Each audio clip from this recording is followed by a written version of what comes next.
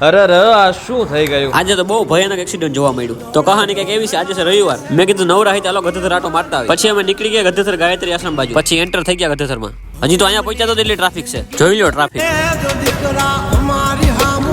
પછી માંડ કરીને પહોંચી ગયા અંદર. હા ભાઈ જો વાસળી વેચવા માંડ્યો.